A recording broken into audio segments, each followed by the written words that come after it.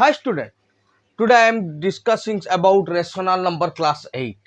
Class 8 का जो chapter 1 है इसमें आपका रेशनल नंबर आएगा। रेशनल नंबर जानने से पहले हमको कुछ और चीज जानना पड़ेगा, जिसको आप जानने के बाद कोई भी टेंशन नहीं रहेगा, मतलब इजीली हो जाएगा। पहले हमको मालूम है नेचुरल नंबर जो हम काउंट करते हैं। नेचुरल नंबर कैसे शुरू होता है? 1 2 3 ऐसे ना, और होल नंबर 0 से शुरू होता है। ये आप प्रीवियस क्लास में आपको पढ़ाया गया है, ऐसे चलता है।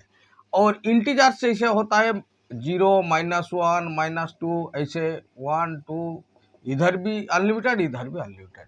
उसके बाद रेशनल नंबर। रेशनल नंबर ये इससे भी ज्यादा है, मतलब ये सब भी रेशनल नंबर में आता है। और उसके बाद p/q फॉर्म में जो आता है, मतलब जिसको हम फ्रैक्शन कर सकते हैं। मान लो कि 5 ये रेशनल। आपको डाउट होगा कि सर ये जो नंबर है ये रेशनल नंबर कैसे होगा। मैं यहाँ पर एक लिख देता हूँ, हो गया ना। मान लो कि -3 को मैंने -3/1 लिख सकता हूँ, तो ये भी रेशनल नंबर हो गया। बट p/q फॉर्म में कन्वर्ट करो, but q not equal to 0, मतलब ये जो नीचे वाला 0 नहीं होगा, मतलब डिनोमिनेटर कभी भी 0 नहीं होगा।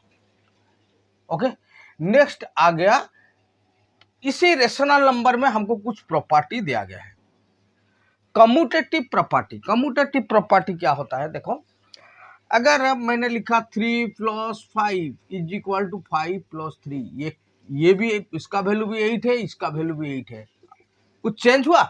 नहीं हुआ। मतलब रीअरेंज करने से भी कुछ चेंज नहीं होता। ऐसा मल्टीपल में भी होता है। 3 × 4 इक्वल टू 4 × 3, इसका वैल्यू देखा 12, इसका भी वैल्यू देखा 12, ये कुछ चेंज नहीं होता है। इसको बोलते हैं कम्यूटेटिव प्रॉपर्टी। ये कम्यूटेटिव प्रॉपर्टी ऑफ एडिशन, ये कम्यूटेटिव प्रॉपर्टी ऑफ मल्टीप्लिकेशन। सिर्फ एडिशन और मल्टीप्लिकेशन में होता है। मान लो कि अगर आप पूछोगे सर सब्ट्रैक्शन डिवीजन में होता है कि नहीं होता है। जैसे 5 - 3 हम नहीं लिख सकते 3 - 5, क्योंकि इसका वैल्यू देखो 2 हो गया और इसका वैल्यू हो गया -2, अलग हो गया, तो ये सब्ट्रैक्शन और डिवीजन में नहीं होगा। उसके बाद डिस्ट्रीब्यूटिविटी प्रॉपर्टी। जैसे मान लो कि 3 × 4 + 5, इसको हम कैसे करेंगे? 3 × ये 9 हो गया ना, तो 27। डिस्ट्रीब्यूट मतलब ये जो 3 कॉमन है, इसको भी हम डिस्ट्रीब्यूट करेंगे, इसको भी। कैसे? यहां से मैं ले आया, देखो 3 × 4 देन प्लस, फिर 3 को 5 में, 3 × 5, पहले मल्टीपल करो, कितना हो गया? 12 + 15 इक्वल टू कितना हो गया? वही 27 हो गया ना। तो इसको बोलते हैं डिस्ट्रीब्यूटिविटी प्रॉपर्टी। जो कॉमन है उसको अंदर जो भी है उसके साथ हम डिस्ट्रीब्यूट कर सकते हैं, इसको बोलते हैं डिस्ट्रीब्यूटिविटी प्रॉपर्टी। माइनस में भी हो सकता है। 3 × 5 - 2 कितना होगा? 3 × यह हो गया 3 इक्वल टू 9, इसमें 9 हो गया। और डिस्ट्रीब्यूटिविटी प्रॉपर्टी में कैसे होगा? 3 × 5 - 3 × 2 इक्वल टू हो गया 15 - 6 इक्वल टू, ये भी निकल गया 9। देखो दोनों में 9, ये बोलते हैं डिस्ट्रीब्यूटिविटी प्रॉपर्टी। नेक्स्ट हमारा आएगा एसोसिएटिव प्रॉपर्टी।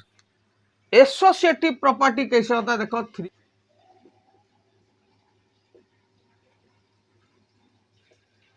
मजा ले लेके देखो, ये पहले 2 को ऐड करो या लास्ट 2 को ऐड करो, एक ही होगा। देखो लाइक दैट, ये क्या हो गया? 7 + 5, ये भी देखो 3 प्लस कितना होगा? ये 9 हो गया। कितना? ये भी 12 हो गया, ये भी 12 हो गया। मतलब ये भी जो है ये भी वही है।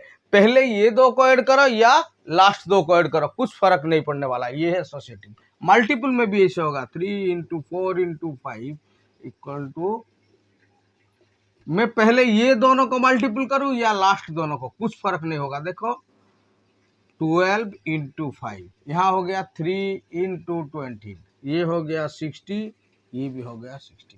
मतलब पहले 2 को मल्टीपल करो या लास्ट 2 को, इसको बोलते हैं एसोसिएटिव प्रॉपर्टी।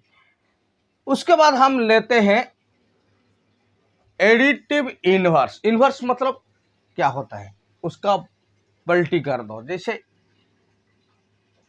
3 3 में से कौन सा ऐड करो जो रिजल्ट निकलेगा 0। मतलब मैं बोल सकता हूं कि -3 ऐड कर दूं तो हो गया ना 0।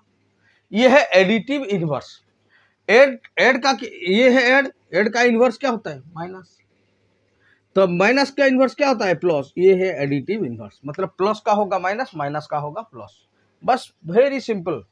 एडिटिव इनवर्स सिंबल चेंज हो जाएगा। नेक्स्ट मतलब प्लस का हो जाएगा माइनस एंड माइनस का हो जाएगा प्लस। उसके बाद मल्टीप्लिकेटिव इनवर्स। मल्टीप्लिकेटिव इनवर्स क्या होता है?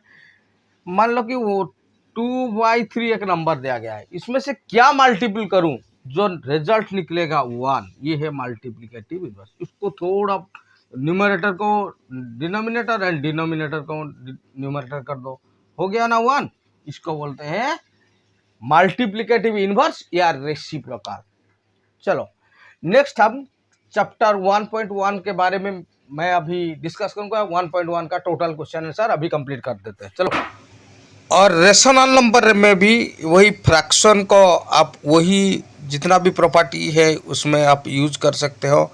मान लो कि 2/3 का एडिटिव इन्वर्स है -2/3 और 4/5 का एडिटिव इन्वर्स है -4/5 और -2/3 का एडिटिव इन्वर्स है 2/3। ऐसे ही मल्टीप्लिकेटिव इन्वर्स में सिर्फ रेसिप्रोकल कर दो, मतलब न्यूमरेटर को डिनोमिनेटर और डिनोमिनेटर को न्यूमरेटर कर दो, हो जाएगा। उसके बाद हम 1.1 चैप्टर को डिस्कस कर रहे हैं। आप आइए और देखिए कैसे हो रहा है।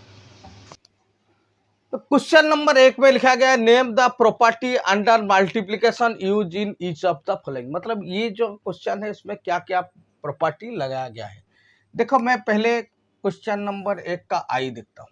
यहाँ देखो जो भी है -4/5, ये भी 4/5, ये 1, ये 1, मतलब रीअरेंज हो गया। रीअरेंज मतलब 1 का आंसर आएगा commutative property.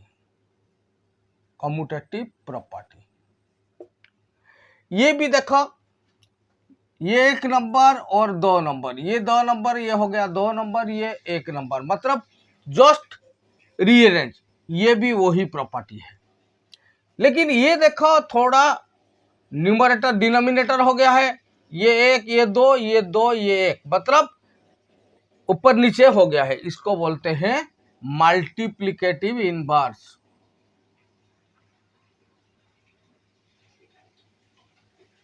Inverse but result निकल गया ना, ये आइडेंटिटी, ये जो 1 निकल गया है इसको बोलते हैं मल्टीप्लिकेटिव आइडेंटिटी। चलो नेक्स्ट हम जाएंगे 2 को। चलो क्वेश्चन नंबर 2 में है tell what property allows you to compute 1/3 whole into 6 into 4/3 as 1/3 into 6 whole into 4/3। ये देखो बहुत इजी है। ये लास्ट दोनों को मल्टीपल करो या फर्स्ट दोनों को मल्टीपल करो, रिजल्ट एक ही है। मतलब ये एसोसिएटिव, इसको बोलते हैं associative property. Clear. Next the product of rational number is always dash. मान लो कि 3/5 इंटू 1/2, ये दोनों रेशनल नंबर, तो हो गया कितना 3/10। ये भी एक रेशनल नंबर निकल गया। मतलब 2 रेशनल नंबर को मल्टीपल करो तो रेशनल नंबर ही निकलेगा।